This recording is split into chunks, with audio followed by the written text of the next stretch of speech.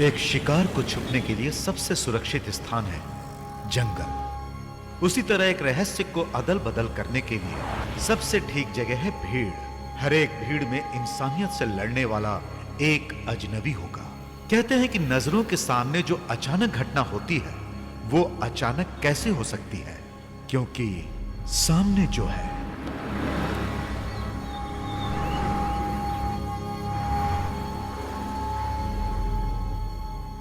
माँ पिक्चर देखने जाना है। माँ शाहरुख खान का नया पिक्चर आया है। माँ पैसे दो ना। पहले ये चाय देकर आओ और उसके बाद पिक्चर के लिए जाना। हाँ, दिन भर पिक्चर पिक्चर।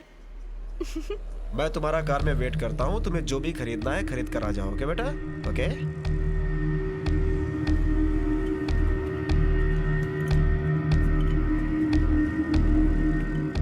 अच्छा भाई, कल मिलते हैं।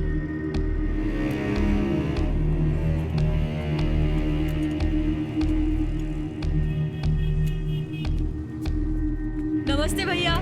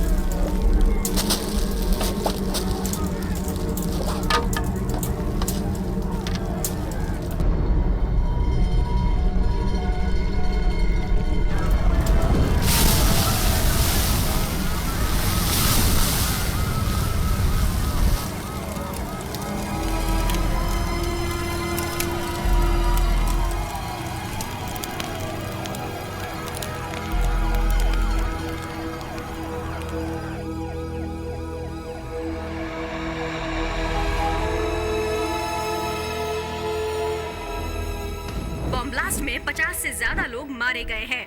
अभी अभी ये खबर आई है पुलिस हेडक्वार्टर से। तुरंत उस जगह को घेर लिया है और स्पेशल पुलिस स्क्वाड ने इन्वेस्टिगेशन शुरू कर दी है।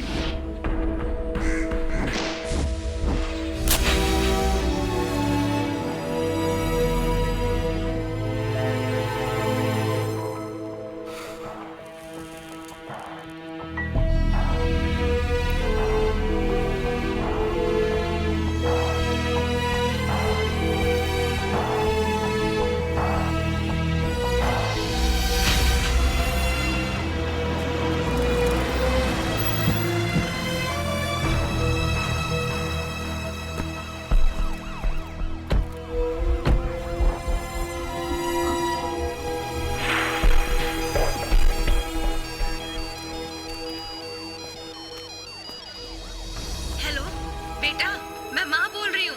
कहाँ हो? कितनी देर से फोन कर रही हूँ बेटा, फोन क्यों नहीं उठा रहे हो? Sorry, wrong number.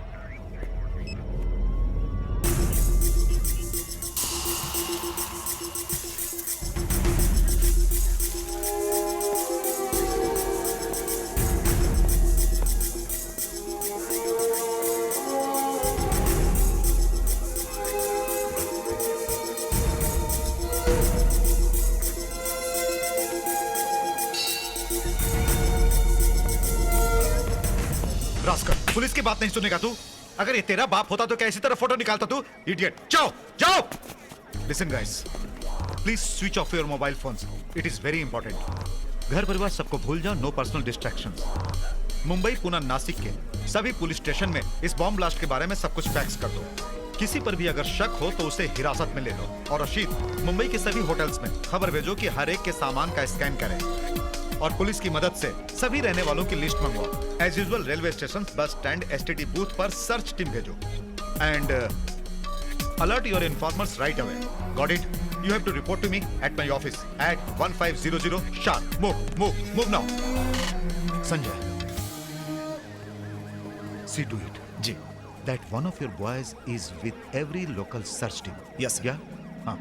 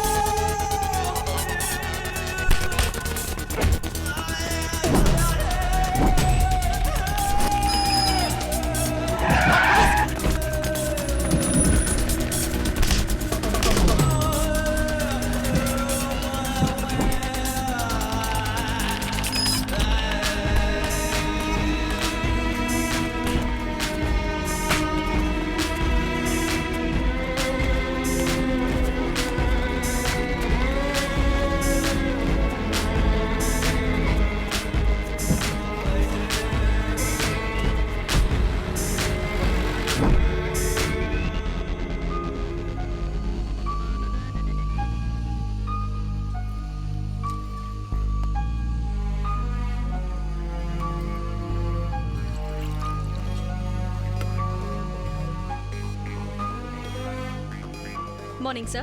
Good morning. Sir, this is the list we are able to find out and wait.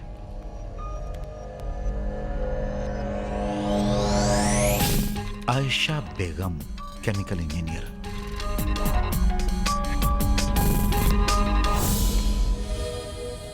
हमारी लिस्ट में जो भी सस्पेक्ट था हमने उन सबको अरेस्ट कर लिया है सर. बाबू सेठ उर्फ Shabu Seth. Where is he? कहाँ है वो? सर, हमने उसके घर और फैक्ट्री में छापा मारा, कहीं कुछ पता नहीं चला, वो गायब हो गया सर. नॉनसेंस. क्या वो जादूगर है जो गायब हो गया? वो एक सोशल लीडर है सर. उसे अरेस्ट करने से लॉ एंड ऑर्डर की प्रॉब्लम आ सकती है sir. I don't want any excuses. कल सुबह मुझे वो यहाँ चाहिए. I want him here tomorrow. Got it? Sir.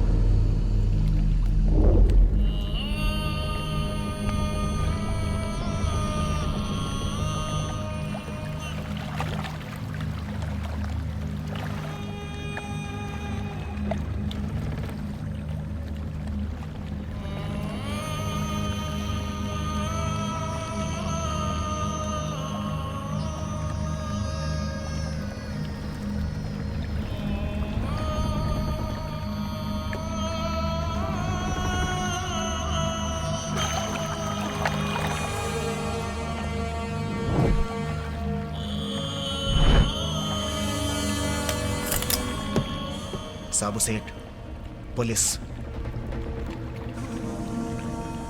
क्यों सलीम, तुम डरते हो?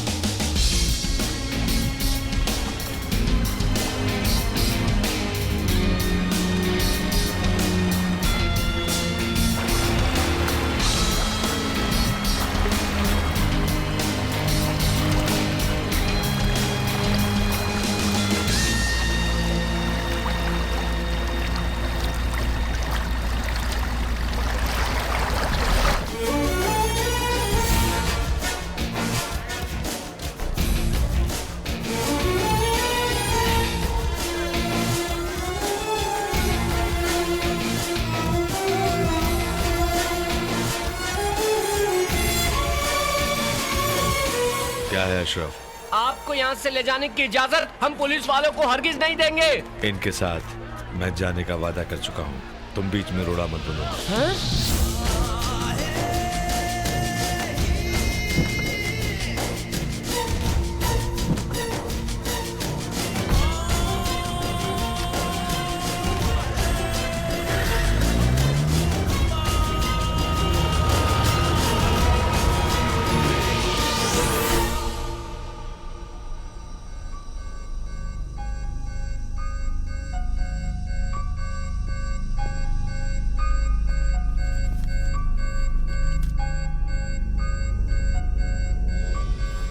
बाबू सेठ उर्फ शाबू सेठ. जी हाँ. आप क्या काम करते हो? What's your profession? कई तरह के बिजनेस हैं. कहा ना बिजनेस करता हूँ. किस लिए अरेस्ट किया है तुम्हें जानते हो? जानता हूँ. वाई? क्योंकि मैं एक मुसलमान हूँ. तो फिर मैंने और मुस्लिम लोगों को अरेस्ट क्यों नहीं किया? तो इसका आपको अफसोस है क्या? ओह, इस बॉम्ब ब्लास्ट के साथ आपका संबंध है अगर मैं ऐसा कहूं तो? आप जो भी बोलते हैं कानून बन जाता है और फिर कल को वैसा ही कुछ होता है. सो यू मीन टू से इस बॉम्ब ब्लास्ट के साथ आपका कोई संबंध नहीं है? अगर मैं ऐसा ही बोलूंगा तो आप भरोसा करेंगे? Thank you.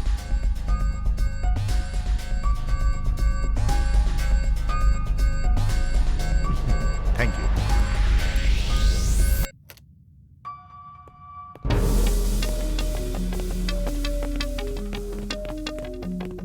सर, या तो वो कौन है कोई नहीं जानता, या तो उसके बारे में कोई बताना नहीं चाहता. Let's see. हमारे पास उसके खिलाफ काफी सबूत हैं. जैसे भी होगा कोर्ट से रिमांड लेकर हम उसे जेल में डालेंगे. मुंबई, नासिक, पुणे में भी इसका असर होगा. हमारे लिए मुश्किल काम है. Lot of problems. हमारे लिए इतना इजी नहीं है, पर उनके लिए भी इतना आसान है.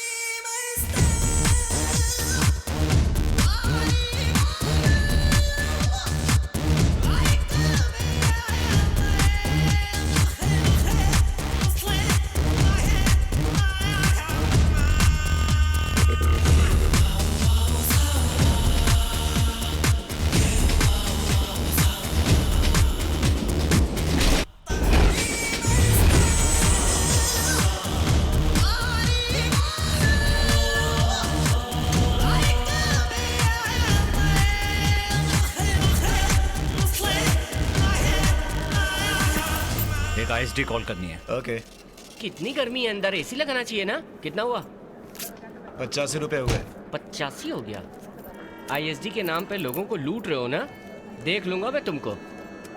रेलवे गेट के पास आता है ना, वहीं टांग तोड़ूंगा मैं तेरी।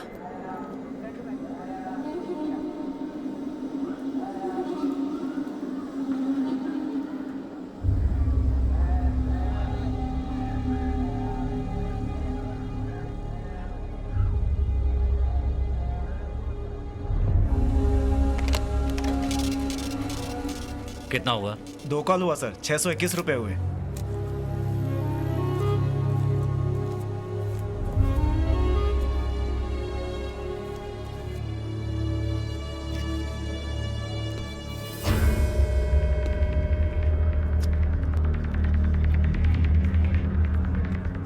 हाँ सर, आपका बैग।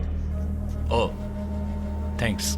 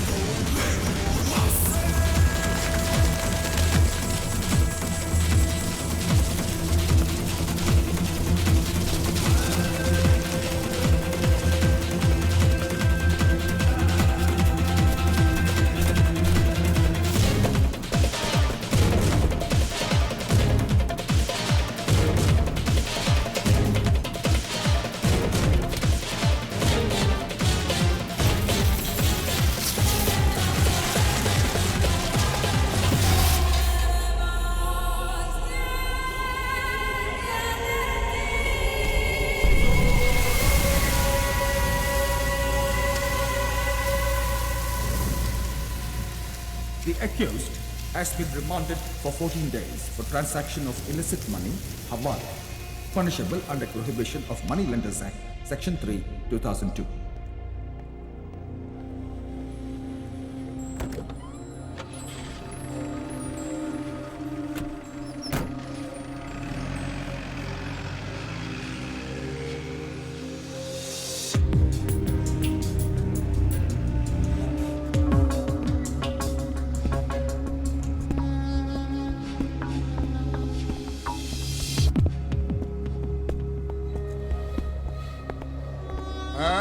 कौन है ये? देखने में तो बिल्कुल नया लगता है।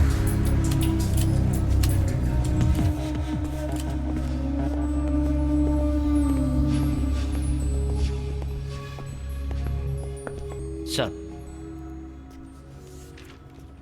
हाँ अनवर, स्मगलिंग करते हो? वाह, तुम लोगों की वजह से ही देश बिक रहा है। चल चल अंदर चुपचाप रहने का, नहीं तो हाथ पैर तोड़ डालूंगा।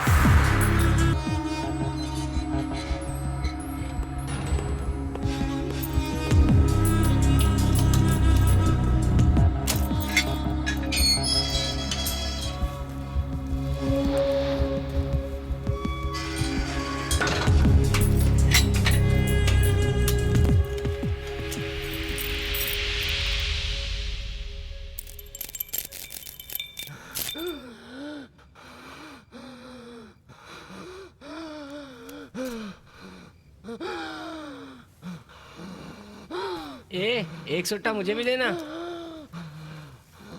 क्या? ए बुड्ढे, चुप करना। परेशान कर रहा है। एक दूंगा ऐसे ऊपर पहुंच जाएगा।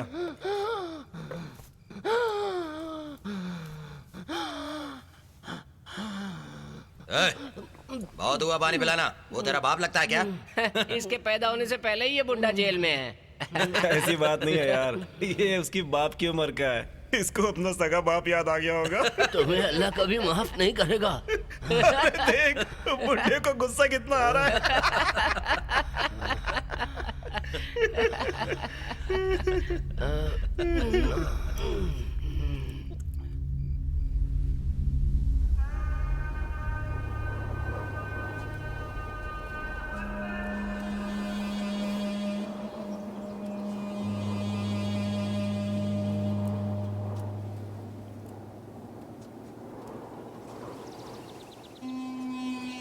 अल्लाह अकबर,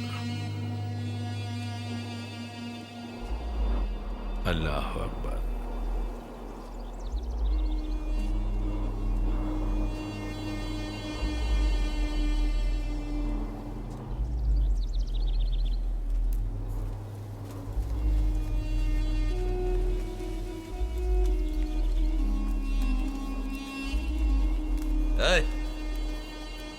इधर आ।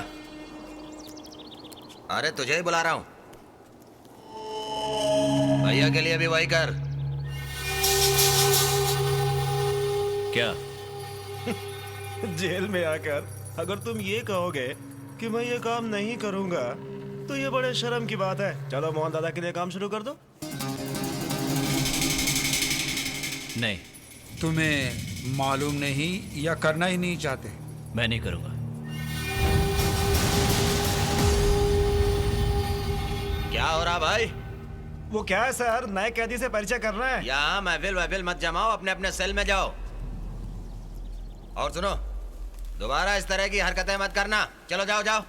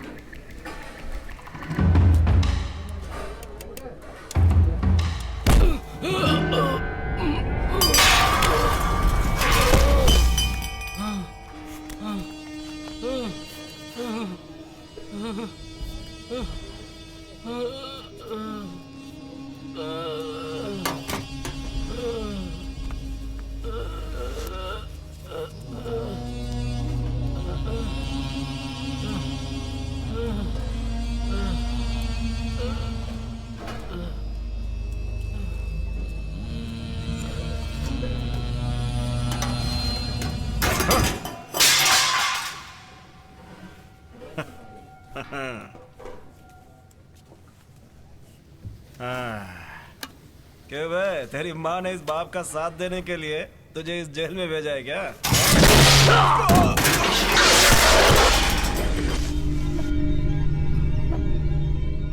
माँ पर मत जाना।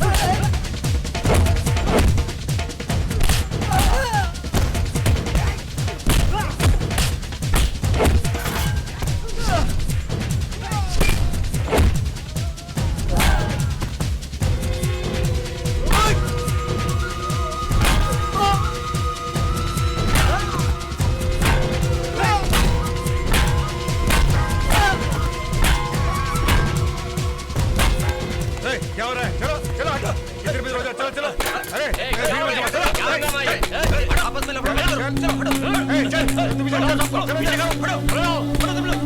अपने अपने बैरक पे। क्या कर रहे हो? अरे मैंने कहा ना छोड़ो।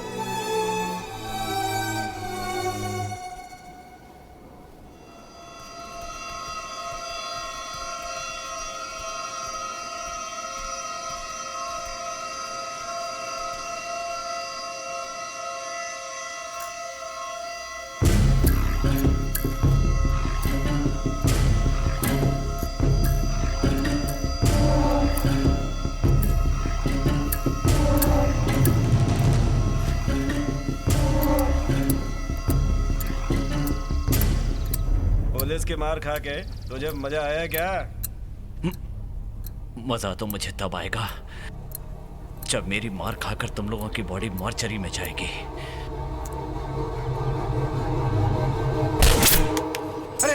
क्या हुआ? क्या हुआ इसे? क्या हुआ? क्या हुआ? क्या हुआ? क्या हुआ? बोल बोल क्या हुआ? अरे छोड़ना मत इसे। ऐ रुको, ऐ रुको, ऐ रुको।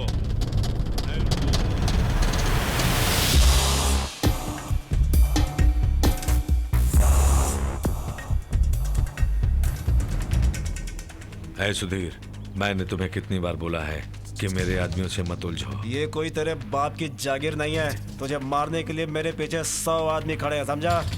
मुझे मारने के लिए तुम्हारे पास 100 आदमी हो सकते हैं, लेकिन मेरे भी कुछ दोस्त मेरे साथ मरने को तैयार हैं।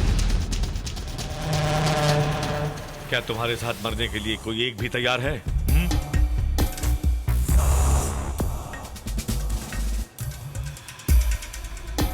चलो।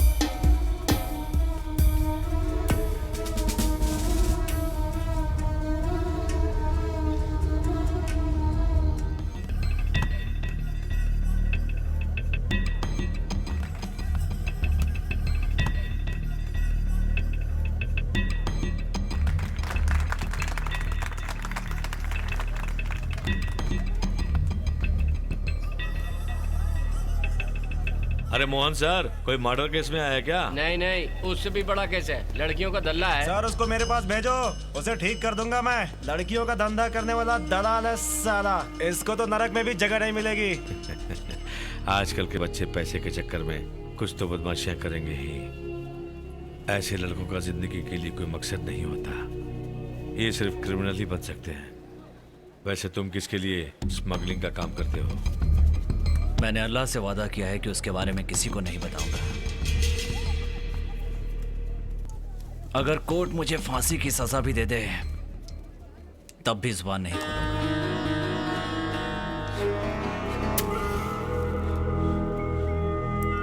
जिसके लिए तुम काम करते हो, क्या वो तुम्हें बेल दिलवाएगा? इसकी मुझे कोई उम्मीद नहीं। ठीक है, तो तुम इधर खुशी से रहो। जो होगा देखा जाएगा। मुझे किसी की मदद नहीं चाहिए। अनवर, जिसने तुम्हें मारा था वो वार्डन आ रहा है, सिगरेट फेंक दो। कोई प्रॉब्लम है? अरे नहीं, दिखेगा तो वो सिगरेट मांग लेगा। एक नंबर का रिश्वतखोर है।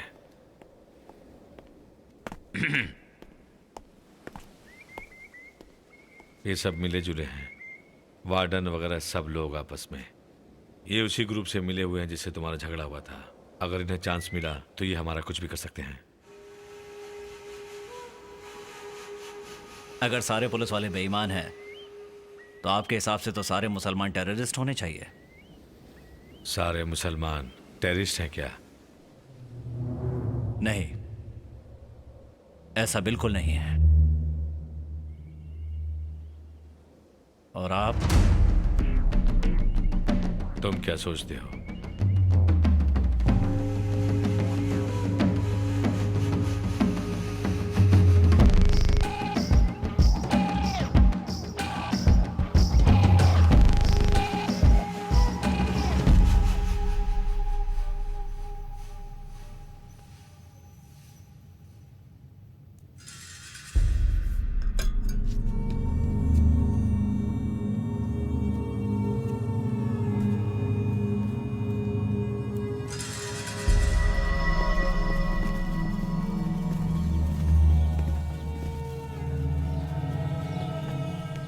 देखा, उसका जनाजा जा रहा है। अगर हमने एडजस्ट नहीं किया तो हमारा तुम्हारा सबका यही हाल होने वाला है। जब मैं महाराजा कॉलेज का स्टूडेंट था और फाइनल ईयर में पढ़ रहा था, उस समय मजहब के नाम पर दंगे हो रहे थे। मेरे और मेरी बहन के सामने पुलिस वालों ने मेरे पिताजी के टुकड़े टुकड़े कर दिए। वो हमेशा कुरान पढ़ा करते थे, अपने परिवार की देखभाल करते थे। पता नहीं पुलिस वालों ने उनके साथ ऐसा क्यों किया। कोर्ट में केस फाइल किया, कुछ नहीं हुआ। पुलिस वालों ने किसी को भी अरेस्ट नहीं किया। उसके बाद मैं वहां से दुबई चला। अरे वहाँ स्पेशल मीटिंग क्या हो रही है? इस जेल को बॉम्ब से उड़ाने की सोच रहे हैं। हाँ, उड़ाओ उड़ाओ, मैं भी लंबी छुट्टी में जाऊंगा।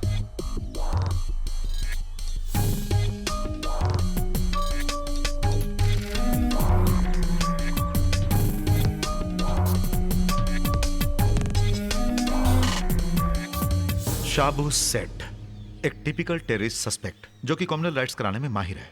10-15 साल दुबई में रहने के बाद मुंबई आया है ये, वहां से करोड़पति बनकर।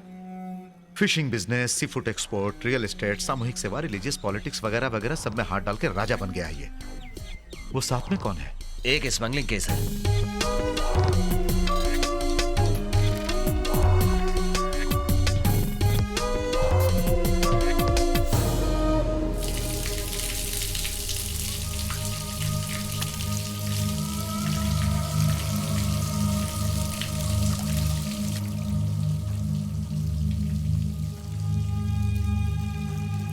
तुम्हारी बेल के लिए मैंने सारा इंतजाम कर दिया है। ये मत सोचना कि बाहर जाकर तुम्हें रहने के लिए कोई जगह नहीं है। तुम्हें लेने मेरा आदमी आएगा इंशाल्लाह। जब मैं बाहर निकलूंगा तुमसे जरूर मिलूंगा।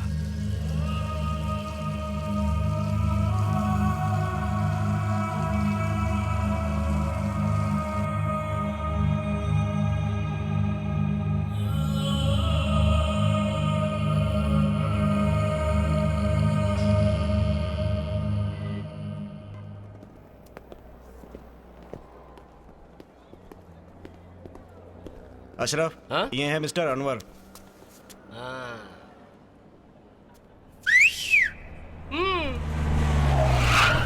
अरे ये कोर्ट है, तेरी कॉलोनी की गली ने की विसल मार रहा है। देखा, जज हथौड़ी मार सकता है, मैं सीटी भी नहीं मार सकता। क्या जमाना आ गया।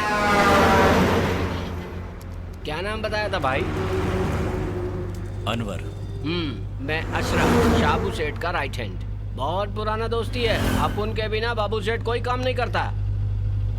जेल में तो तुम्हें देखा नहीं। बहुत दिन से बुला रहा है, पर वो क्या है, लाइन नहीं मिला ना। पहुंच जाएगा जल्दी।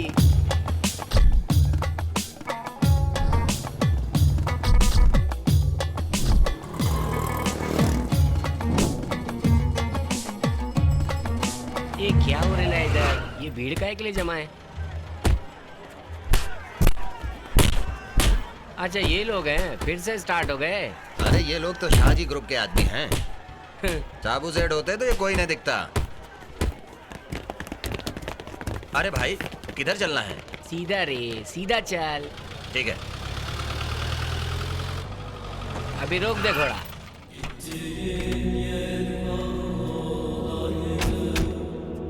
अपन दोपहर तक इधर ही रहेगा। उसके बाद मिलने का है तो दुकान पर आ जाने का, ठीक है? ठीक है भाई। लो, आ गया। तुमने जो मोबाइल दिया था ना, उसमें तो कैमरा तक भी नहीं है। 500 रुपए का मोबाइल में मिक्सी और फ्रिज भी चाहिए? 500 रुपए का मोबाइल से क्या पिक्चर बनाएगी? कैमरा चाहिए तेरे को है? जवानी में कैमरा पूछता तो ठीक है, एमएमएस बनाएगी। अभी बुढ़ापे में कैमरा लेके क्या करेगी? आजकल की बुढ़े लोग भी ना पागल हो गए ले भाई। आओ, ये खिड़की अगर खोलोगे ना तो स्विट्जरलैंड की जन्नत नजर आएगी। ध्यान से देखने से थोड़ा बहुत अमेरिका भी दिखेगा। क्या एरिया है कमाल का, पता है? लगता है बाहर का माहौल ठीक नहीं है, बाद में दिखाऊंगा। खैर, आगे तुमको कोई भी चीज की जरूरत पड़े ना तो तुमको अशरफ को याद करने का, ठीक है? My mobile number is 9840622550। Okay, अभी अपन चलता है। हाँ? अरे बाप रे, लगता है बुढ़िया अभी तक नीचे ही बैठी है। किसी तरह बच के निकलना होगा। हाँ,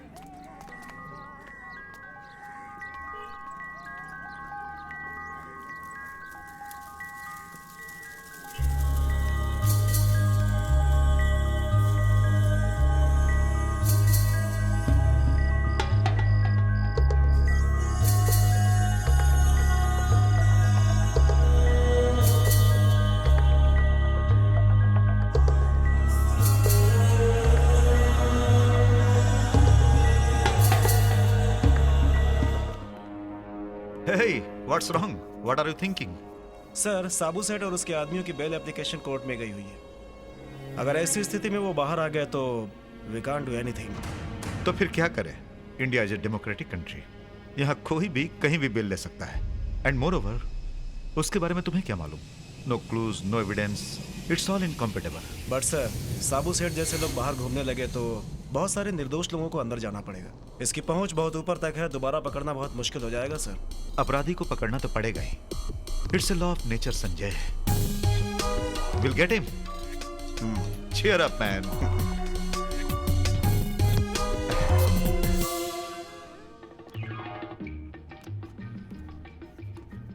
सिर्फ देखने से ही काम हो जाएगा क्या तुम्हारा? ठीक है, मैं अपने हस्बैंड को बुलाती हूँ।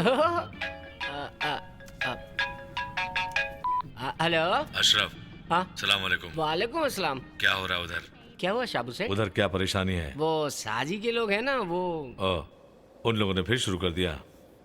आप इधर नहीं हो ना, इसलिए वो लोग दादागिरी कर रहे हैं यहाँ पर आकर। अनवर है उधर? हाँ, है ना इधर ही। वो चाय पी रहा है। उसे फोन हाँ, शाबू सेठ, शाबू सेठ। अस्सलाम वालेकुम। वालेकुम सलाम। तुम्हें जगह पसंद आई? मुझे ठीक लगी। कोई प्रॉब्लम है? वहाँ माना हुआ एक गुंडा गैंग प्रॉब्लम कर रहा है। सऊदी से लौटा हुआ साजी का गैंग है। गांजा वगैरह पीकर हमेशा लोगों को परेशान करते हैं। 1 सप्ताह में मेरी बेल हो जाएगी, आके सब संभाल लूंगा। तब तक क्या इंतजार करना पड़ेगा?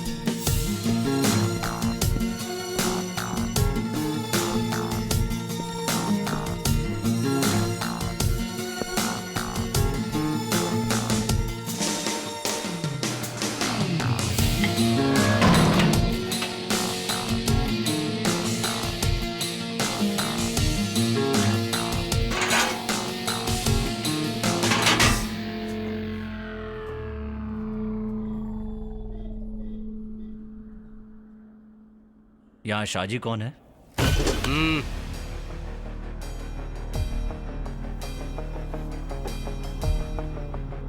बात क्या है, पहले ये बता।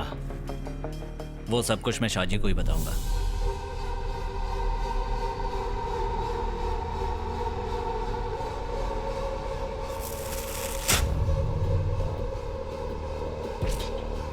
इसका मतलब है कि तुम शाजी को ही बताओगे? हाँ। तो फिर बता, मैं ही शाहजी हूँ।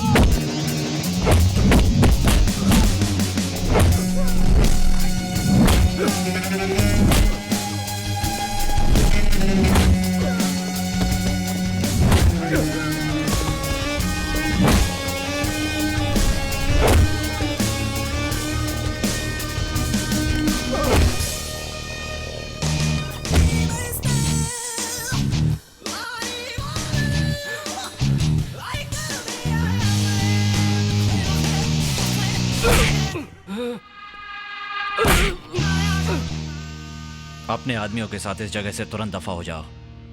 और आज के बाद तुम या तुम्हारे आदमी कभी यहां पर दिखाई दिए ना, तो तुम में से कोई भी जिंदा नहीं बचेगा।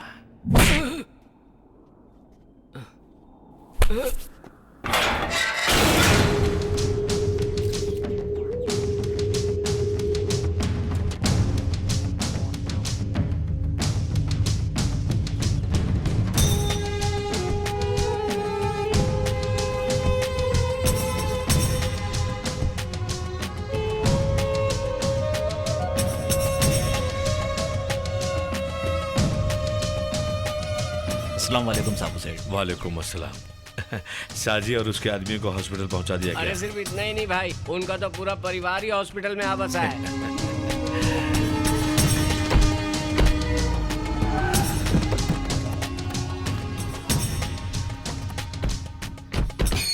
अरे बाप रे दीदी, वहां क्यों खड़ा है? इधर आ। कौन है? आपसे मिलने कोई जेल से आए हैं। क्या कहा? जेल जाना तुम्हें बुरी बात लगती है? नेहरू, गांधी सब लोग जेल गए थे। वो सब लोग अच्छे काम के लिए जेल गए थे, आपकी तरह नहीं बुरे कामों के लिए। तुम्हारी वजह से पता नहीं हम दोनों को कब पुलिस ले जाएगी। बार बार जेल पुलिस का नाम लेकर तुम मुझे डराती क्यों हो? चुपचाप अंदर क्यों नहीं जाती? हाजी मोहम्मद अली के घर में जब मर्द बोलते हैं, औरतों को बोलने का कोई हक नहीं है। बेटा, कितने दिन हो गए तुझे देखे हुए। कैसा है तू? माँ तुम अच्छी तो हो? मैं तो अच्छी हूँ, पर तू कमजोर हो गया बहुत है। दिनों के बाद आया हूँ, तुम्हें ऐसे ही दिखेगा। खाना खा के आया है क्या? खा लिया माँ, चिंता मत करो। तुम्हारे अब्बा हमेशा मुझसे बोला करते थे, शाबू को कभी अकेला मत छोड़ना, जमाना बहुत खराब है। जब भी तुम्हारे बारे में सोचती हूँ बहुत डर लगता है बेटा। अरे माँ तुम बिल्कुल परेशान मत हो, मैं बिल्कुल ठीक हूँ। बहुत दिन हो गए थे इसलिए तुमसे मिलने चला आया। अच्छा मैं चलता हूँ माँ। अरे इन लोगों को तो खाना खाने दे। अरे माँ सब खा के आए हैं, मैं चलता हूँ। अच्छा। सलीम।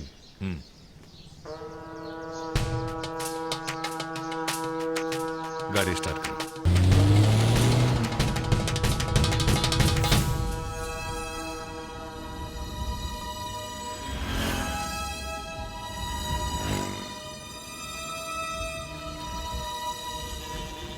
मेरी बहन ने जो कहा वो तुमने भी सुना होगा। मेरी समझ में नहीं आता ये लोग मेरे बारे में हमेशा ऐसा क्यों सोचते हैं भला। मेरी और उसकी आंखों के सामने पुलिस वालों ने पिताजी को मार डाला था। वो सोचती है ये सब किस्मत का खेल है। किस्मत का खेल। मजहब के नाम पर पुलिस वाले मुसलमानों का खात्मा कर रही है, ये मुसलमानों की बदकिस्मती है। पुलिस की ये ज्यादती आखिर कब तक सहते रहेंगे? उनके जैसे 4 बार खाना खा के टीवी देखते हुए एक अच्छा मुसलमान मैं हरगिज नहीं बन सकता। मैंने बहुत सोच समझ के ये फैसला लिया है अनवर कि ये गलत नहीं है। जेल में तुमने एक की मदद की थी ना, लेकिन यहाँ जो कुछ भी हो रहा है उसके बारे में भी सोच के देखो कि तुम क्या कर सकते हो। 5 वक्त की नमाज पढ़ने वाले और रोजा रखने वाले एक सच्चे मुसलमान हो ना तुम। तुमने अपनों के लिए क्या किया? अगर अल्लाह तुमसे पूछे तो अल्लाह को क्या जवाब दोगे? कि तुमने स्मगलिंग किया? कभी तुमने सोचा है इसके बारे में? बोलो अनवर, अगर तुम एक सच्चे मुसलमान हो तो माथे पर नमाज के निशान को पुलिस की गोली भी कुछ नहीं कर सकती। अपने भाइयों के लिए जान देने वाला ही सच्चा मुसलमान कहलाता है। अगर सच्चे दिल से तुम अपना फर्ज निभाओगे तो पुलिस की गोली भी तुम्हारा कुछ नहीं बिगाड़ पाएगी।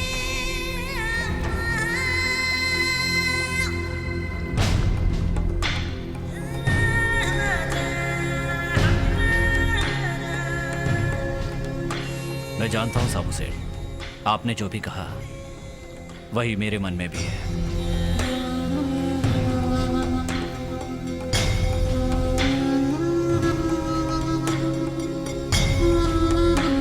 मेरे साथ रहना है तो ये तुम अपने पास रखो, नहीं तो तुम अपने रास्ते खुशी खुशी जा सकते हो।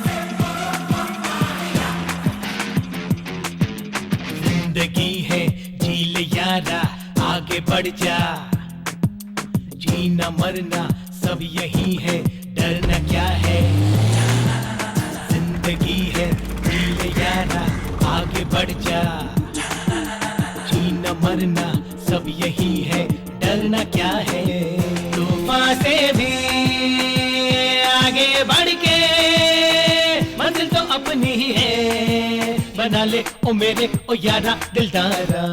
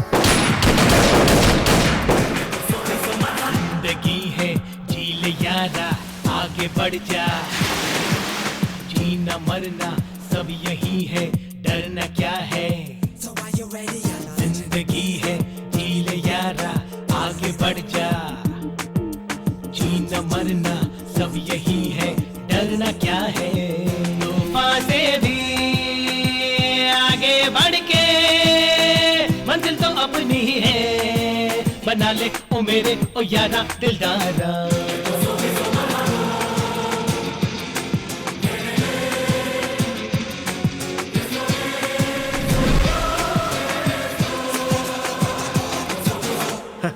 ये भी साबू सेठ के साथ मिल गया?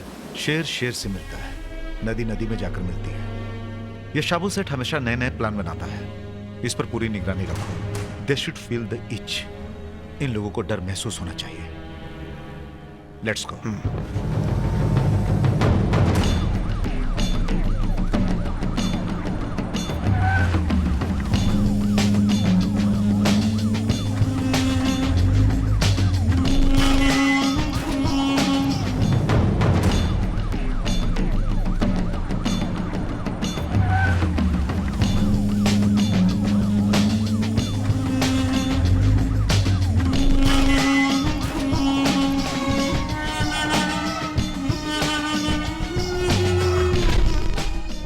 सर्च कर रही है, सर्च।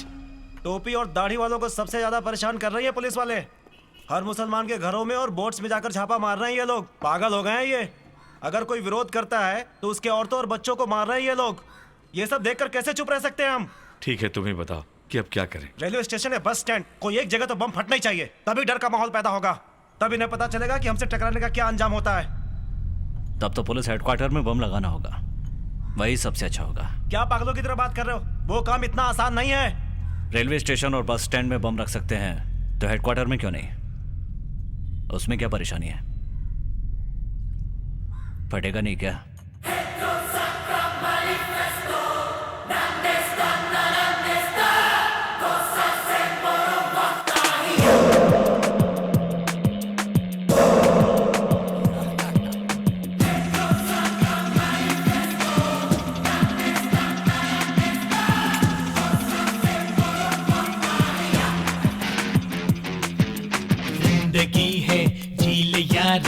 आगे बढ़ जा, जीना मरना सब यही है, डरना क्या है। Sir cable repair. जिंदगी है सर केबल वाला है, भेज दो। जाओ जाओ। जीना मरना सब यही है, डरना क्या है। तूफान से भी आगे बढ़ के मंजिल तो अपनी ही है, बना ले ओ मेरे ओ यारा दिलदारा।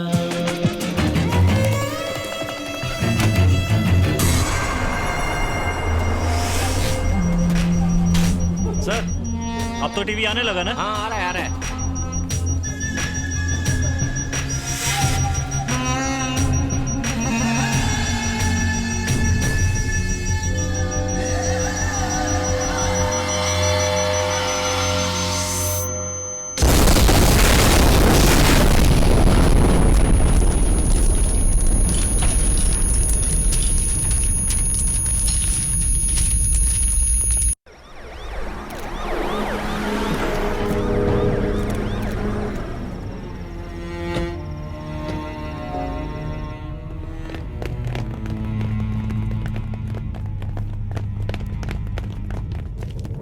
Anyway it is not tool bomb.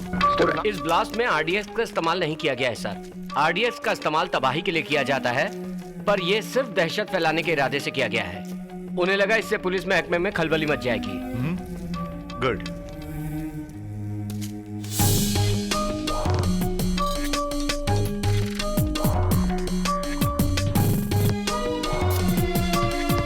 Commissioner साहब ने फोन करके आगाह कर दिया था, इसलिए यहाँ पर कोई बड़ा नुकसान नहीं हुआ sir.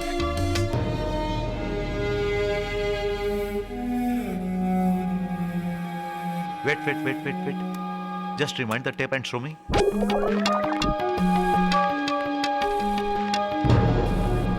Anything wrong, Mr. Michael? Nothing. The lady there. She reminds me a story of back. Thanks.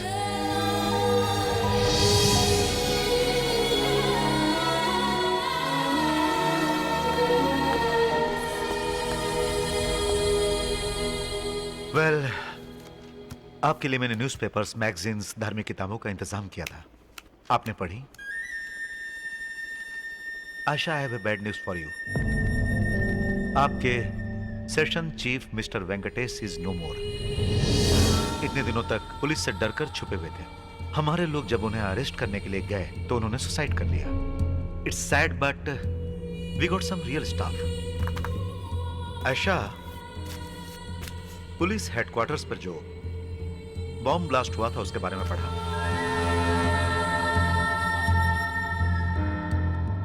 Can I ask you a personal question?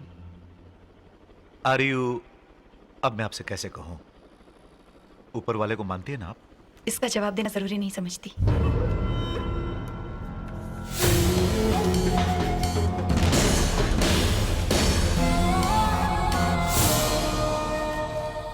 What about Anwar?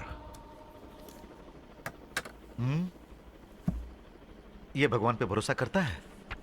Is he a true believer?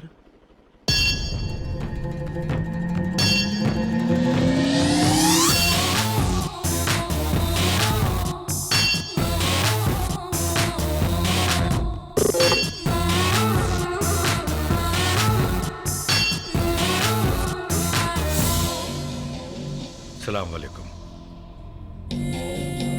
वालेकुम अस्सलाम। बशीर भाई, ये अनवर। अस्सलाम वालेकुम। वालेकुम अस्सलाम व रहमतुल्लाहि बरकातुहू। राना, यही है हमारा नया हीरो, अनवर भाई।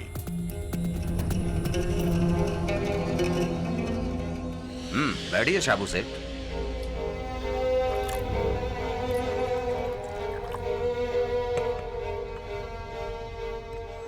इन्होंने तुम्हारे बारे में बहुत कुछ बताया है। पुलिस हेडक्वार्टर्स में जो ब्लास्ट किया है वो एक सच्चा मुसलमान ही कर सकता है, जो अल्लाह ताला पर भरोसा रखता है, और वो तुमने कर दिखाया।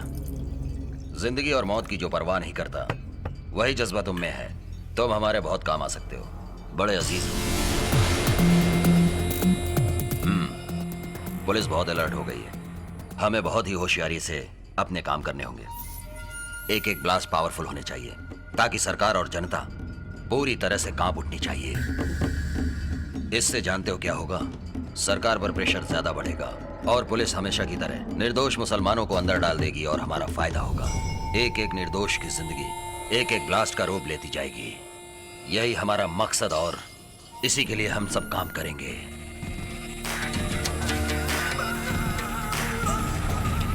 सेल में फिट किया है, इसे अच्छी तरह टाइट कर दो। अमोनियम नाइट्रेट के पीछे ये मैग्नेट फिक्स कर दो। इसे फिक्स करने के बाद इंसुलेशन टेप से पूरी वायरिंग टाइट कर दो। टेप लगाते समय टाइमर कवर नहीं होना चाहिए।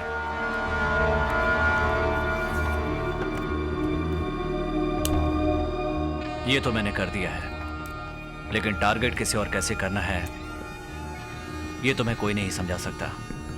वो तुम्हें खुद ही करना होगा। हम मानते हैं तुम लोग इस लायक हो, इसलिए वहां जाकर इसे लगाना है, फिर टाइमर ऑन करना है। टारगेट के आसपास किसी लोहे पर इसका मैग्नेट चिपका देना है।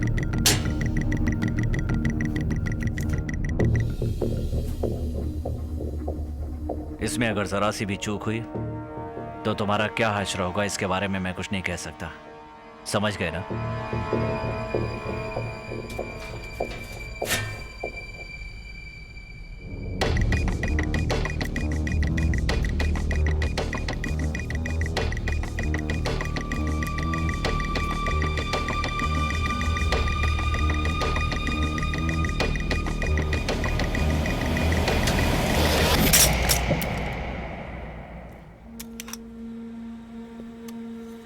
और कितनी बार समझाना पड़ेगा तुम्हें? इतनी बार समझाने के बाद भी समझ में नहीं आया? ये इस काम के लायक नहीं है साबू सेठ। ये घबराहट में बम यहीं कहीं गिरा देगा और हम सब के सब लोग मारे जाएंगे। तुम उसे ठीक से समझा दो, वो कर लेगा काम। कुछ ऐसा करके दिखाओ कि उसकी समझ में आ जाए, समझे?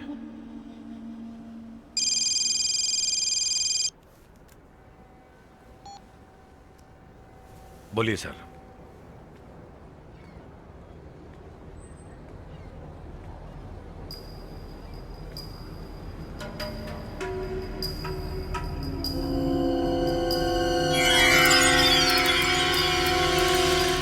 मुझे नहीं मालूम वो कौन है।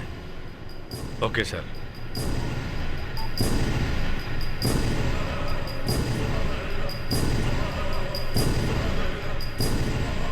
कम से कम इस बार तो ठीक से कर। जा। सुनो, इसके बारे में तुमने कहीं जिक्र किया है? मैंने ऐसा कुछ नहीं कहा शाबू सेठ। सिर्फ चचेरे भाई को बताया। उसी से कहा था कि मैं ये सब करने जा रहा हूँ शाबू सेठ। वो किसी से नहीं कहेगा शाबू सेठ, मेरा यकीन करो, वो किसी से नहीं कहेगा।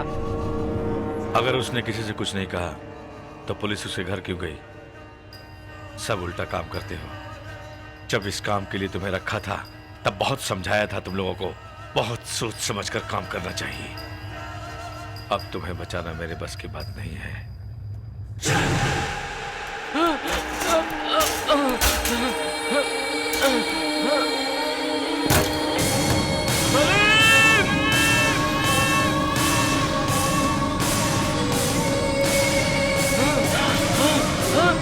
सलीम नहीं, सलीम नहीं।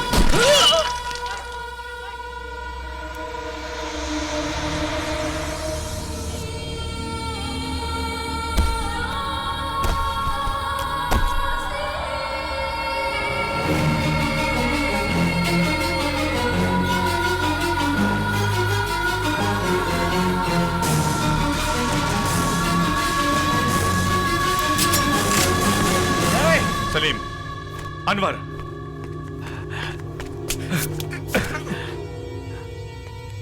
साबू सेठ, वो हमें से ही एक था। उसने गलती से ऐसा कर दिया था। उसे पुलिस ढूंढ रही थी। अगर वो पकड़ा जाता तो पुलिस का अगला टारगेट तुम या हम होते। उसे रोकने का और कोई रास्ता नहीं था, इसीलिए उसे मारना पड़ा। मैंने तो तुम्हें पहले ही ये बात बता दी थी कि उससे ये काम नहीं होगा।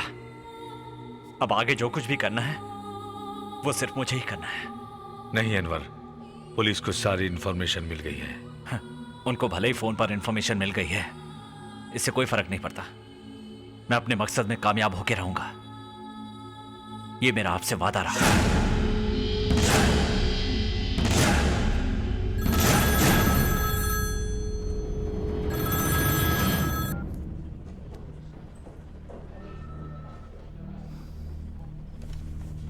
अगले 2 दिन बहुत क्रिटिकल है, हमें स्ट्रांग रहना पड़ेगा। कोर्ट में ब्लास्ट होने वाला है ऐसी खबर मिली है, and it is from a very reliable sources. इसलिए हमें चप्पे चप्पे पे कड़ी निगरानी रखनी होगी। I hope you won't make any mistake.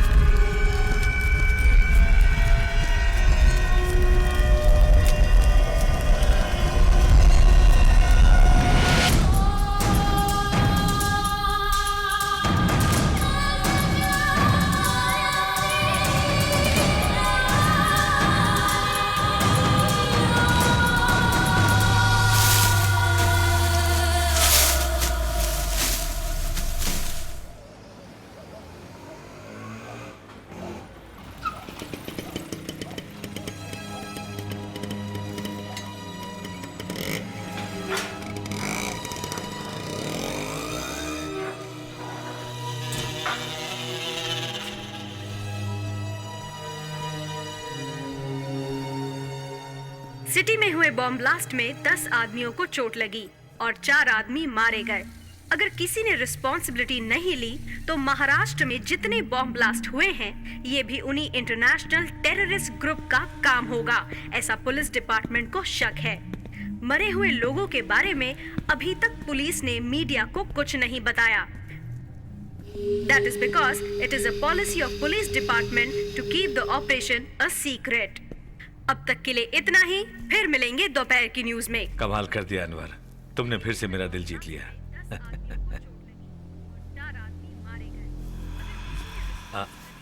क्या हुआ, खामोश क्यों हो? हमने इतना बड़ा रिस्क लिया और सिर्फ 4 लोग मारे गए।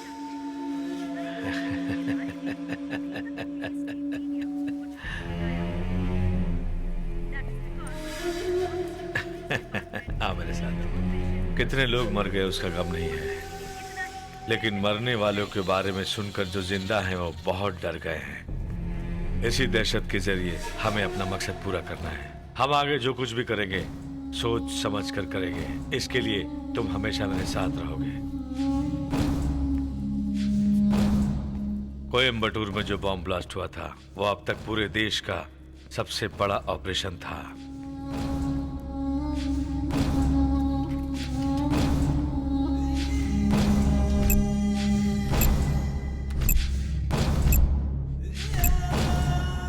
ये लोग उस ऑपरेशन के पीछे थे।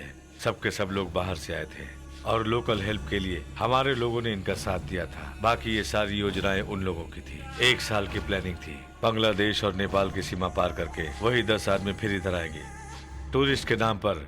जब वो यहाँ आएंगे तो उन्हें ठहराने का जिम्मा हमारा होगा। उनके पास कोई हथियार नहीं होगा। RDX और बाकी हथियार हमारे बोटों के द्वारा उन तक पहुंचाया जाएगा। इस खतरनाक काम के लिए एक उस्ताद का होना जरूरी है, तभी इस काम को अंजाम दे सकते हैं। बशीर भाई ने तुम्हारा नाम रिकमेंड किया है। बड़ी ही होशियारी से तुम्हें इन्हें मुंबई पहुंचाना होगा।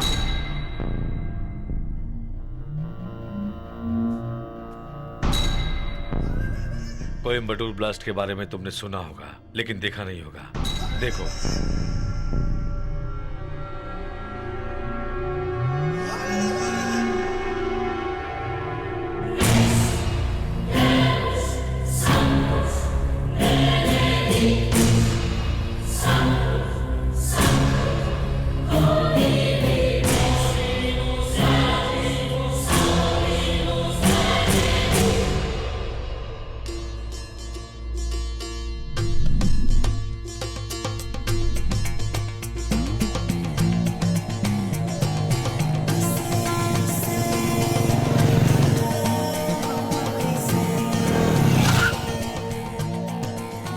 अरे वाह, मास्टर जी भी यही है क्या?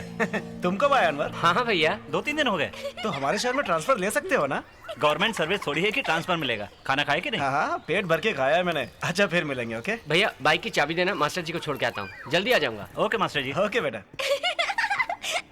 अरे बशीर, ये बच्चे इस रसोई घर में क्या कर रहे हैं? अस्सलाम वालेकुम। वालेकुम अस्सलाम। अम्मा। हाँ? अरे तू आ गया? देखो माँ, फिर कोई बाहर जाने का काम मत बताना। 4-5 बार बाहर होकर आया हूँ। आजकल तो ये सारे काम फोन पर हो जाते हैं और आप कह रहे हैं कि मैं चिकन शॉप पर जाकर अच्छे से देख के परख कर लेकर आऊं। अरे दुल्हन का बड़ा भाई हूँ मैं, यहाँ पर रहकर काम संभालना चाहिए और आप मुझे फालतू के काम करने के लिए बाहर भेज रही हैं। अरे आज तक तूने अपनी बहन के लिए अपने हाथों कुछ किया है क्या?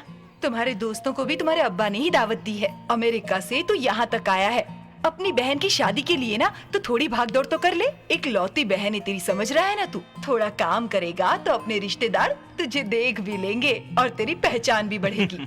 अम्मा, तुम्हारी ये फालतू बातें मुझे अच्छी नहीं लगती। चल हट। अब मैं बाहर का काम नहीं करना चाहता। मैंने सोच लिया है कि टैक्सी की तरह इधर उधर जाना बंद। अनवर सुनो, बेटा शंकर पांडे बस स्टैंड पे इंतजार कर रहे हैं, उनको लेकर आ जाओ। अब्बा, विजय मास्टर को ड्रॉप करने के लिए मैंने जमाल को बाइक की चाबी दी है। वैसे जिन्हें आप लाने की बात कर रहे हैं वो तो कितनी बार इस घर में आ चुके हैं। कोई बात नहीं बेटा, कार है, तुम कार से जा सकते हो ना। चले जाओ बेटा। कुछ कहिए ना। अजी सुनिए, उस काम के लिए किसी और को भेज दीजिए ना। ये अपनी बहन की शादी में आ रहा है, इसे यहीं रहने दीजिए। ऐसे कहो ना मेरी प्यारी अम्मी।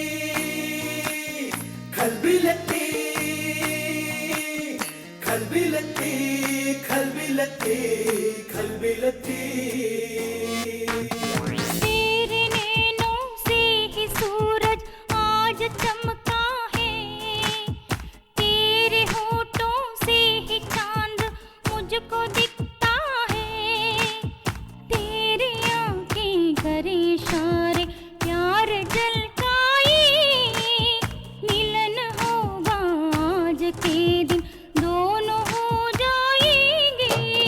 खलबिलती खलबिलती खलबिलती खलबिलती खलबिलती।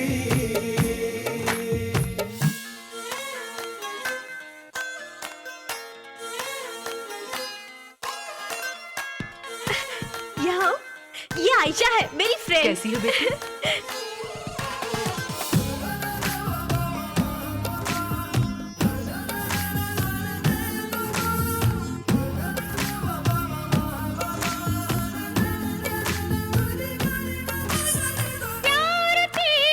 प्यार तेरा बांधे मुझको चेहरा तेरा के उतारे दिल मिलेंगे फूल खिलेंगे प्यार के इस राग में, साथ मेरा तू निभाना, दिल से दिल को जोड़ना, दिल से दिल को जोड़ना।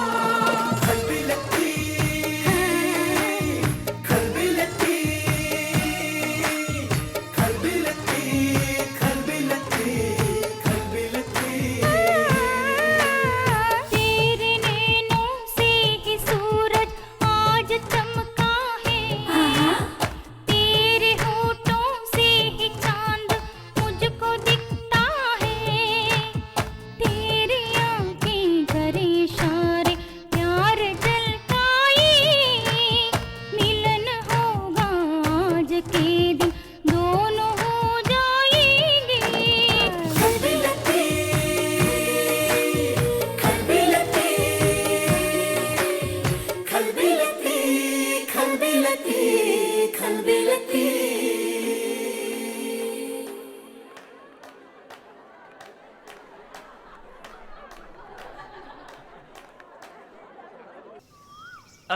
कितनी देर हो रही है, जल्दी आइए ना। ओफो।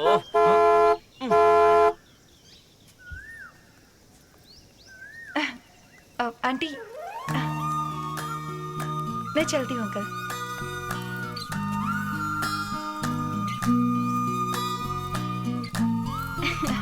आओ आयशा। हसीना जरा डिक्की खुलवाओ ना। भाईजान जरा डिक्की खोलिए ना। ये घर के लिए है क्या? तब तो बहुत छोटी फैमिली है तुम्हारी। Bye bye. कहाँ चलना है? अरे बताओ तो सही, आखिर चलना कहाँ है?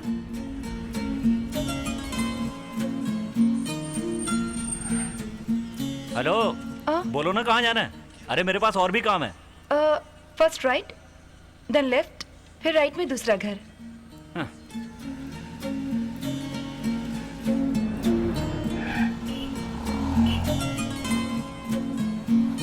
यहाँ? तुम यहाँ रहती हो क्या? हाँ मैं यहीं रहती हूँ।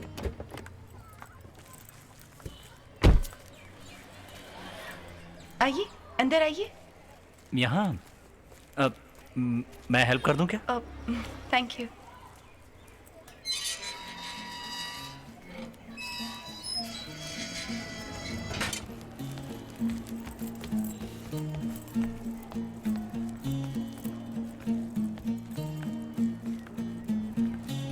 हसीना का भाई है, मुझे ड्रॉप करने आया है।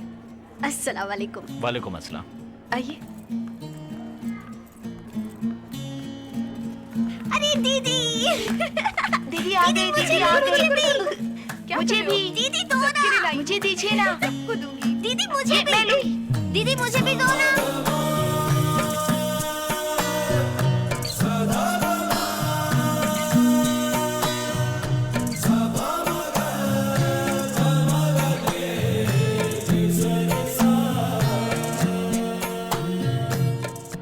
यही मेरा घर, यही मेरा सब कुछ है। मैं यहीं पली बड़ी हूँ।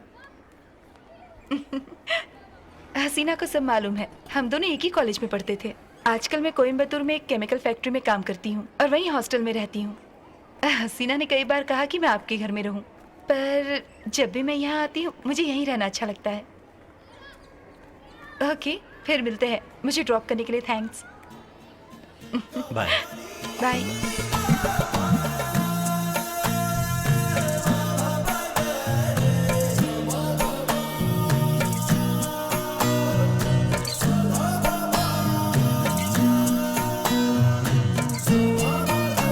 ये मेरी इससे पहली मुलाकात है। इससे पहले कभी इसको देखा तक नहीं, लेकिन फिर भी मेरा दिल इसके लिए धड़क रहा है। I think I am in love. आपका डिसीजन सही है भाईजान। आयशा बहुत ही अच्छी लड़की है। Well educated, stubborn, absolutely independent. हमारे बैच में सिर्फ उसी को कैंपस सिलेक्शन मिला था। आजकल कोयम्बतूर में वो किसी केमिकल फैक्ट्री में काम कर रही है। कॉलेज के दिनों में उसके पीछे बहुत लड़के दीवाने थे, लेकिन उसने किसी को घास नहीं डाली। तुम बेवजह उसको आई लव यू बोल के अपना नाम मत खराब करो। हाँ, वो थोड़ी इसके पीछे पड़ी है। इसे आयशा पसंद है। ये लीजिए, इसीलिए उसने अब्बा और मुझसे अपने दिल की बात कही। उसमें क्या कमी है? अरे थोड़ा शरारती तो है, बड़ा होगा तो सब ठीक हो जाएगा। क्यों, सही कहा ना? अब्बा अभी एक अहम फैसला करते समय आप मजाक कर रहे हैं। मैंने जो कहना था कह दिया। भाईजान और एक बात, क्योंकि वो अनाथ आश्रम में पली बड़ी है तो उसे कोई हमदर्दी दिखाए तो उसे अच्छा नहीं लगता। मुझे भी किसी से कोई हमदर्दी नहीं है। हसीना, भूखों और गरीबों को खाना खिलाना और बेसहारा लोगों का सहारा बनना बहुत नेक काम होता है बेटा। वैसे उसके दिल में क्या है, उसी से पूछ कर देखते हैं। पढ़ाई पसंद है, नौकरी पसंद है, पर किसी की हमदर्दी नहीं चाहिए, और यही मेरी जिंदगी का मकसद है। इसीलिए मेरी पसंद नापसंद कोई मायने नहीं रखती, सही हो या गलत। पर आज तक मेरे सारे फैसले मैंने ही किए हैं। आज तक किसी को मैंने अब्बा और अम्मी कहकर नहीं पुकारा, सिवाय हसीना के अब्बा और अम्मी के। आप लोग मुझे पसंद है।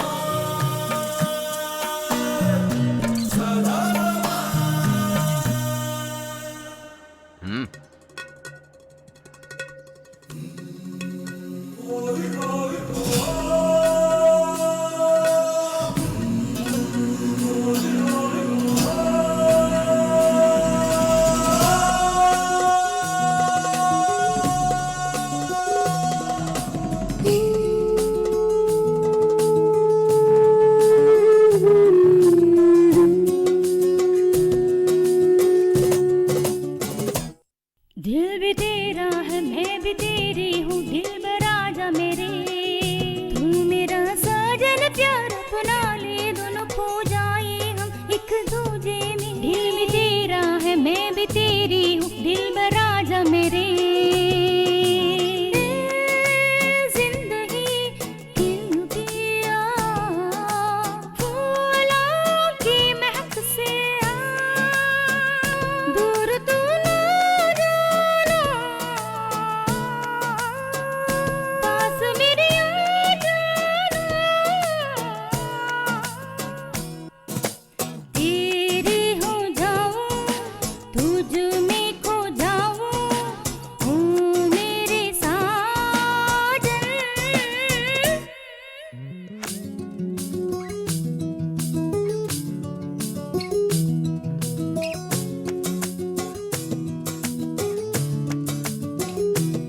दिल ये तेरा है, मैं भी तेरा हूँ, जानम हो जा मेरी।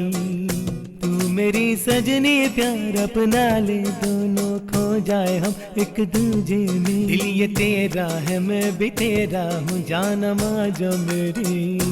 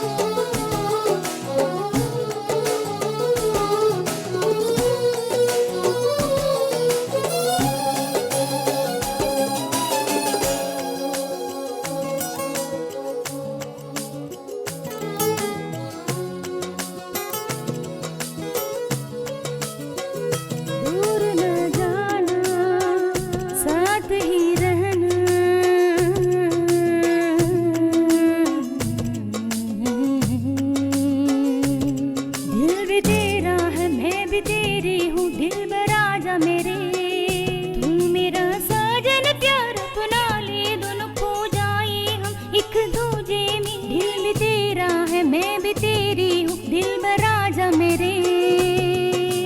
ओ मेरी जान पास आओ, मुझ में समाओ ना।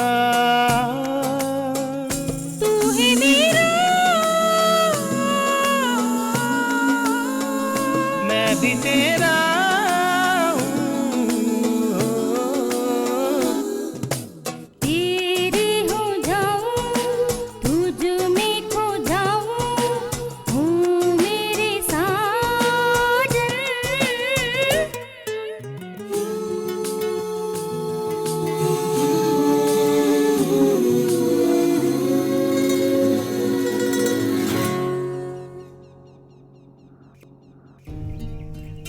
अहमद साहब के घर में जश्न का माहौल था। बेटी के निकाह के बाद उन्होंने बेटे का निकाह करने का फैसला किया था। वो मेरी जिंदगी का सबसे हसीन लम्हा था। निकाह होने में अभी 1 हफ्ता बाकी था और मैं आयशा को छोड़ने के लिए कोयम्बटूर गया था। Okay bye. बाय। आयशा को उसके ऑफिस में ड्रॉप करने के बाद हसीना की शादी की ड्रेस खरीदने के लिए हम लोग कोयम्बटूर के एक शोरूम में गए।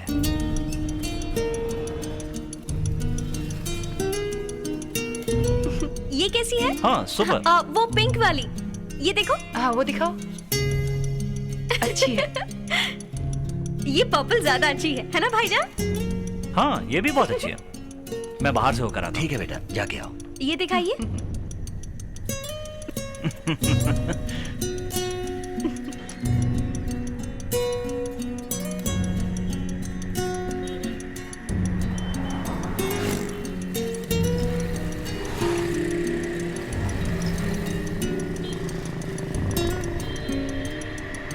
एक सिगरेट देना। ये लो।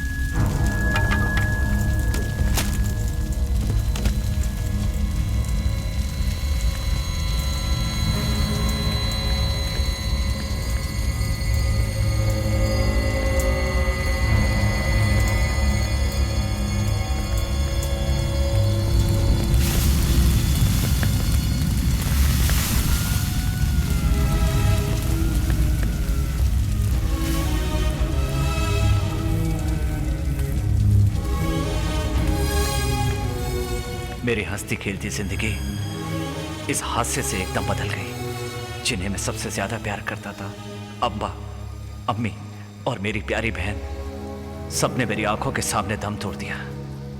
मैं बेजान बुत की तरह खड़ा रहा।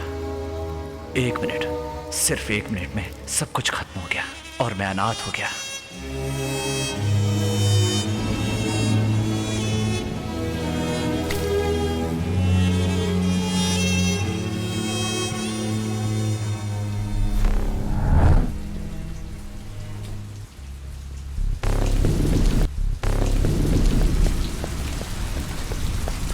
सलाम भाई।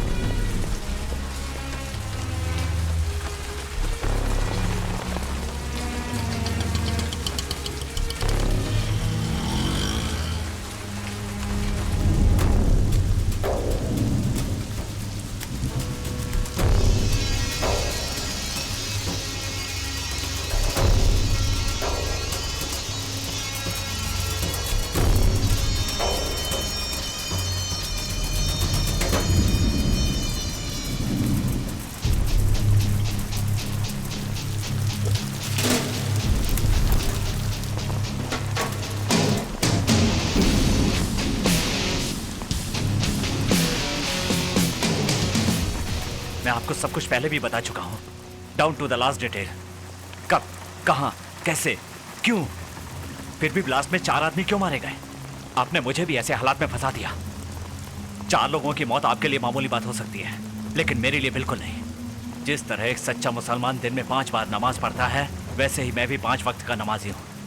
फिर भी मेरे साथ ऐसा क्यों हुआ? 1 मिनट, जस्ट अ मिनट। जो वादा तुमने मुझसे किया था उसे तुमने पूरा नहीं किया। मैंने आपको वक्त पर खबरें दी थी, इसके बावजूद आप लोगों ने सही समय पर एक्शन क्यों नहीं लिया? वो 4 लोग कैसे मारे गए? आपको बताना पड़ेगा। ये बोलने की आपकी जिम्मेदारी है और जानना मेरा अधिकार है। मैंने जो खबर तुमसे मांगी थी तुमने मुझे दी, मैंने कोऑर्डिनेशन भी ठीक किया, मगर वो ब्लास्ट को मैं किसी तरह रोक नहीं पाया। और तुम जो कह रहे हो कि 4 लोग मरे हैं, it's not true, it's a cooked up story.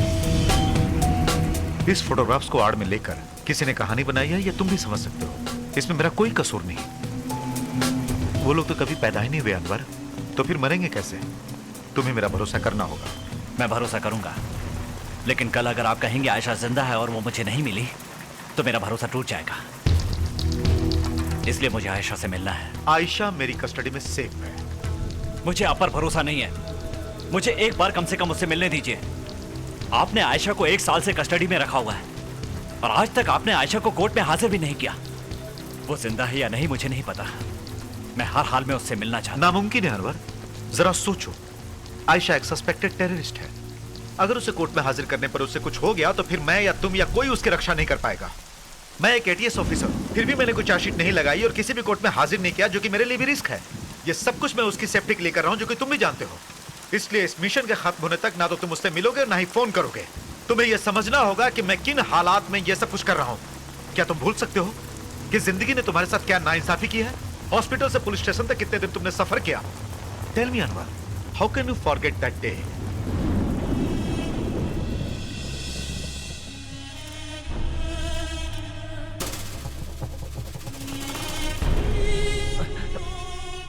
Sir, मैं 3 घंटे से पुलिस स्टेशन में खड़ा हूं। कोयम्बटूर के सभी पुलिस स्टेशन में पता कर लिया है और जानता हूं आयशा को यही अरेस्ट किया गया था। सर, मैं आपसे ही पूछ रहा हूं, आपने उसे बेवजह क्यों अरेस्ट किया? बताइए। ये चिल्ला क्यों रहा है? क्या नाम है तेरा? सर, मेरा नाम अनवर अहमद है। मेरी पूरी फैमिली ब्लास्ट में। अनवर अहमद नाम से ही आतंकवादी लगता है तू। तेरी इतनी हिम्मत कि तू थाने में आके हल्ला मचा रहा है। सर, इज्जत से बात कीजिए। मुझे इज्जत सिखा रहा है? तेरी इतनी हिम्मत कि एक पुलिस वाले के गिरबान पे हाथ डालता है? अभी बताता हूँ इसका अंजाम क्या होगा। ऐसा ही। उसे मेरे पास भेजो।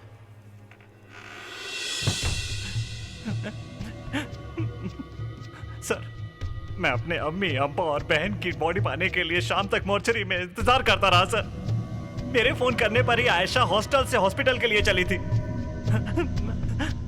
सर, आप उसका फोन चेक कर लीजिए। उसके फोन में लास्ट कॉल मेरी ही होगी। अनवर, तुम्हारी हालत देखकर मुझे तरस आ रहा है, लेकिन तुम जो फेस कर रहे हो वो तुम्हारी प्रॉब्लम है। मुझे तो चाहिए सिर्फ गवाह और एविडेंस। जो तुम्हारे साथ हुआ वो किसी और के साथ ना हो, इसीलिए हम यहाँ हैं। सर, मेरी बहन की बेस्ट फ्रेंड थी आयशा। हम दोनों का निकाह भी फिक्स हो गया था। मेरी फैमिली के साथ ही वो कोयम्बटूर आई थी।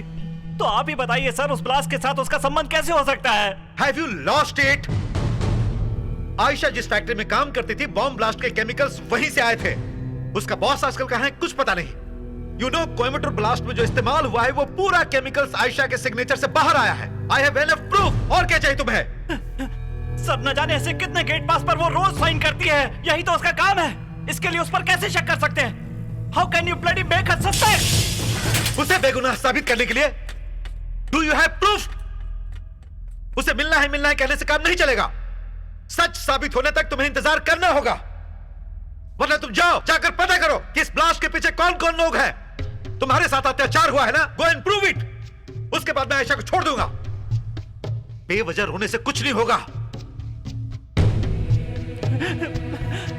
अब मैं नहीं रोऊंगा, कभी नहीं रोऊंगा। रोने से कोई फायदा नहीं होगा। प्रूफ करके दिखाऊंगा। हाँ, मैं प्रूफ लेकर आऊंगा, लेकिन कैसे? मेरे पास कोई पावर, कोई अधिकार नहीं है। एक मामूली आदमी हूं मैं सर। किन हालातों से गुजर रहा हूं मैं ही जानता हूं। मेरी अम्मी, अब्बू, बहन, अपना प्यार सब कुछ खो चुका हूं। अब मेरे पास खोने के लिए बचा ही क्या है? अब मुझे कोई डर नहीं है। छोड़ूंगा नहीं, किसी को भी नहीं छोड़ूंगा। इसके पीछे जिसका भी हाथ होगा उसे इस दुनिया में जीने का कोई अधिकार नहीं है। उसी के लिए अल्लाह ने मुझे जिंदा रखा है। जब मैं उनसे ये कह रहा था तो मुझे नहीं पता था कि आगे क्या होने वाला है। उनका फैसला क्या होगा ये भी नहीं जानता था। क्या, क्यों, कैसे, ये तो नहीं जानता, लेकिन लाखों लोगों की जिंदगी बचाने के लिए मैं अपने मकसद पर निकल पड़ा। तब डीआईजी माइकल ने मेरी हिफाजत के लिए मुझे एक हथियार भी दिया। मैं नहीं जानता था कि उस हथियार का इस्तेमाल मैं कब और कैसे करूंगा। मेरे दिमाग में एक ही बात चल रही थी कि निर्दोष लोगों की जान कैसे बचाऊं। यस, मैंने ही उसे तैयार किया था। शाबू सेठ को खत्म करने के लिए एक human bomb, Anwar intelligent, motivated, एक जख्मी शेर। हकीकत में कहूं तो he was a perfect human bomb. अम्मी, अब्बा और बहन को खोने के बाद सिर्फ आयशा ही बची थी और उसे छुड़वाने के लिए मेरे पास सिर्फ यही एक रास्ता बचा था। मुझे स्मगलर बनाकर पुलिस हेडक्वार्टर में बम ब्लास्ट करवाने और बाकी कारनामे करवाने के पीछे माइकल स्टेलिन का ही हाथ था। उन्हीं की बदौलत मैं जेल जाकर साबू सेठ का खास आदमी बना। मैं जिन लोगों को ढूंढ रहा था उन लोगों के साबू सेठ के साथ गहरे रिश्ते थे। तब मुझे लगने लगा कि मैं अपने मकसद के करीब पहुंच रहा हूं। सिर्फ एक बार मुझे आयशा से मिलवा दीजिए सर। मेहरबानी करके नामुमकिन मत बोलना।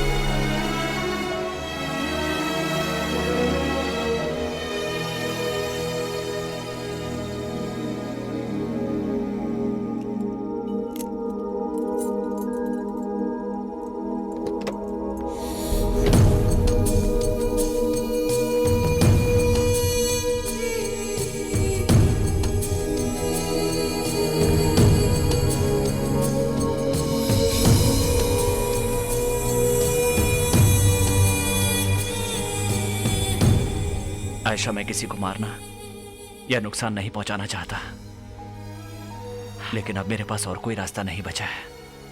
ये तुम भी जानती हो।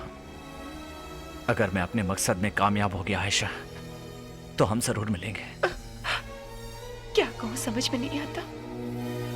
अगर मेरा मकसद पाक है तो अल्लाह मेरा साथ देगा, इंशाअल्लाह।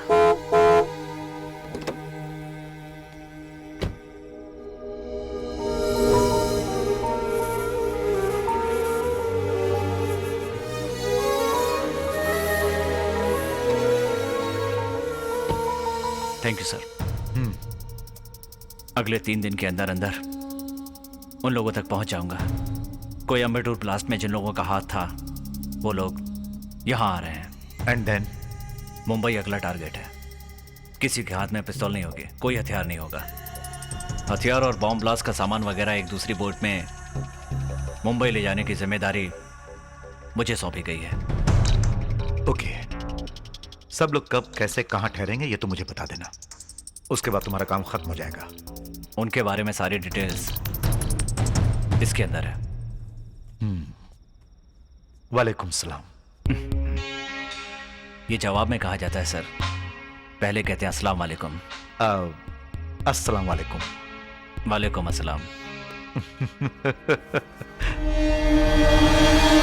ओह माय गॉड, शाबू सेठ के आदमी आ रहे हैं। Come on, hit me. मैं तुम्हें अरेस्ट करने आया हूं, ये समझकर मुझ पर अटैक करो। नहीं सर, नहीं। Hit me. Hit me. Sir, मार करो मुझ पे। अटैक करो, मारो मुझे। सलीम, सलीम जाओ। सलीम, सलीम।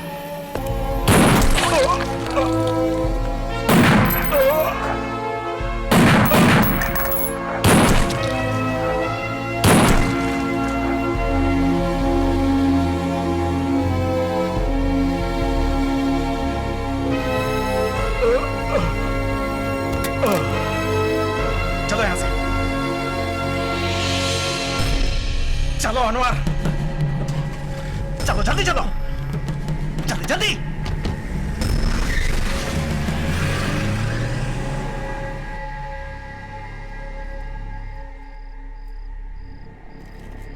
वहां उनके साथ यही था क्या तुम दावे के साथ कह सकते हो? वहां कोई और नहीं था साबू सेठ। मैं ये बात दावे के साथ कह सकता हूँ। उसका अकेला आना हमारे लिए फायदेमंद साबित हो गया सेठ। 4 गोलियां मैंने उसके सीने में धड़ाधड़ उतार दी, वहीं पे ढेर हो गया। ठीक है, तुम जाओ, संभल कर रहना। कल वो यहां पहुंच जाएंगे, इसलिए तुम अकेले बाहर कहीं मत जाना, समझ गए?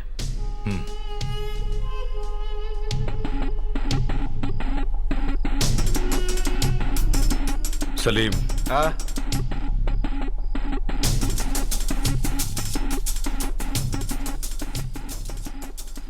अनवर पर हमेशा नजर रखो।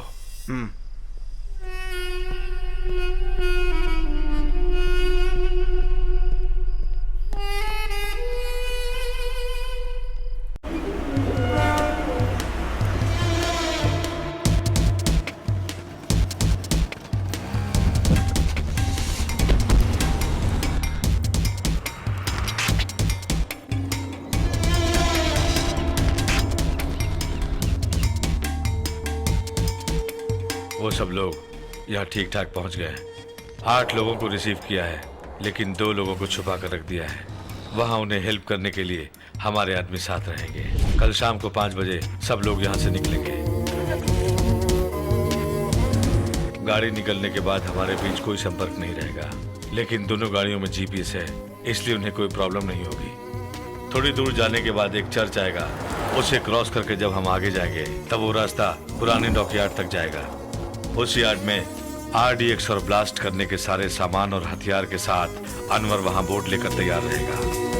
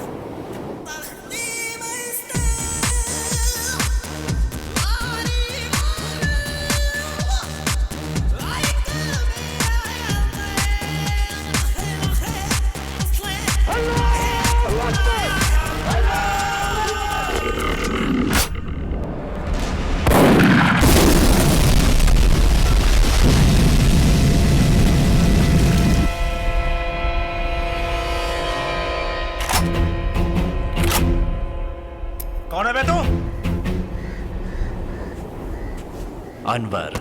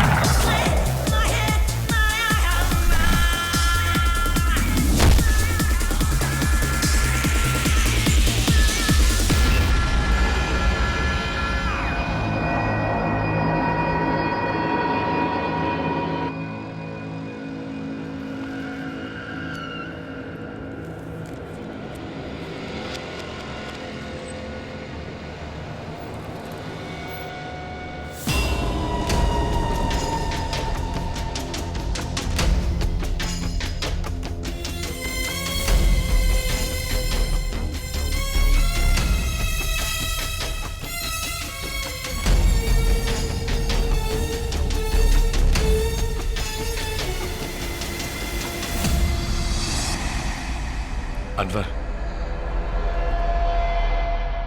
क्या हुआ?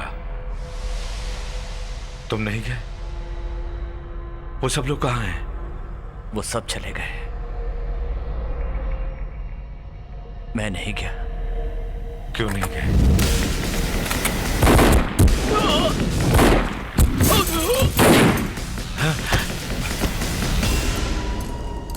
इन सबको भी वहीं पहुंचा दिया।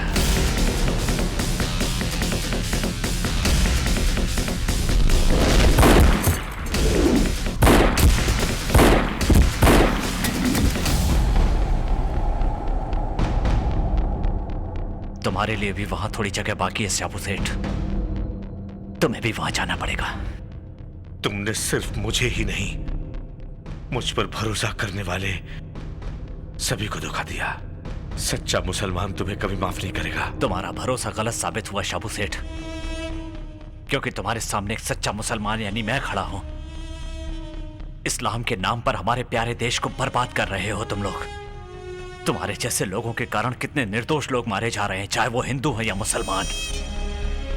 अपने अम्मी, अब्बा और बहन की मौत को मैं अभी तक भुला नहीं पाया। उन लोगों ने क्या गुनाह किया था? कोयम्बटूर ब्लास्ट का जश्न तुम लोगों ने बहुत जोरदार मनाया होगा, लेकिन इस हादसे में इस्लाम का सही मतलब बताने वाले मेरे अब्बा। गरीबों और भूखों को खाना खिलाना, बेसहारा लोगों का सहारा बनना ही नेक काम है। मेरी अम्मी जान जिसे मैं सबसे ज्यादा चाहता था, और मेरी बहन जिसकी अभी शादी होने वाली थी,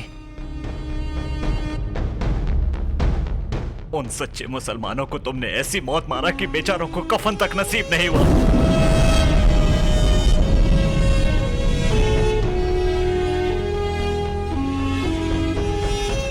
उसी दिन तुम्हें और तुम्हारे ग्रहों को खत्म करने की कसम खाई थी। उनमें से किसी को भी जिंदा नहीं छोड़ूंगा, इसीलिए अल्लाह ने मुझे जिंदा रखा है। मिट्टी से पैदा हुआ और इसी मिट्टी में दफन होकर जन्नत जाने वाला सच्चा मुसलमान हूं मैं। तुम्हारे इस गुनाह की माफी नहीं है। अल्लाह पे भरोसा करने वाला कोई मुसलमान तुम्हें कभी माफ नहीं करेगा। तुम हार गए शाबू सेठ।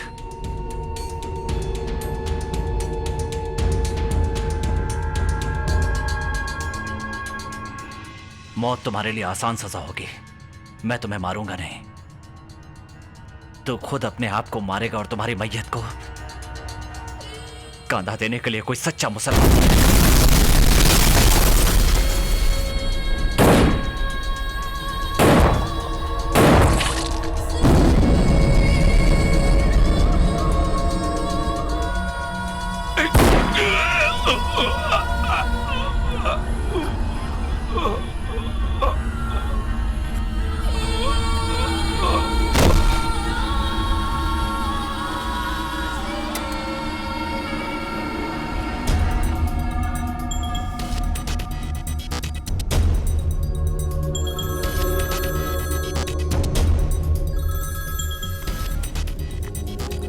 हेलो, मैं अनवर।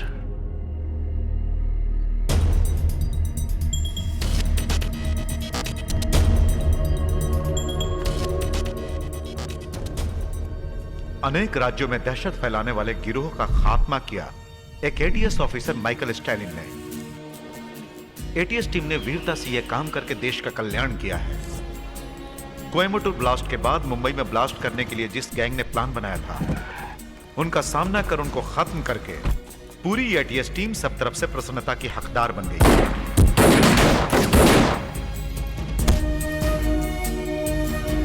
परंतु उन आतंकवादियों से लड़ते हुए एटीएस चीफ माइकल स्टैलिन मनीमारन शहीद हो गए।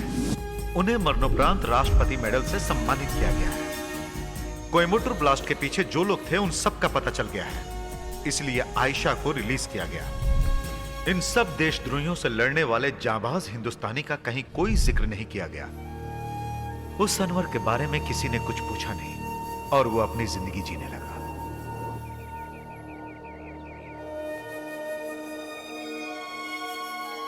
आज तुम क्लास लेने नहीं जाओगे? आजकल छुट्टियां चल रही हैं ना। दिल भी तेरा है, मैं भी तेरी हूँ, दिल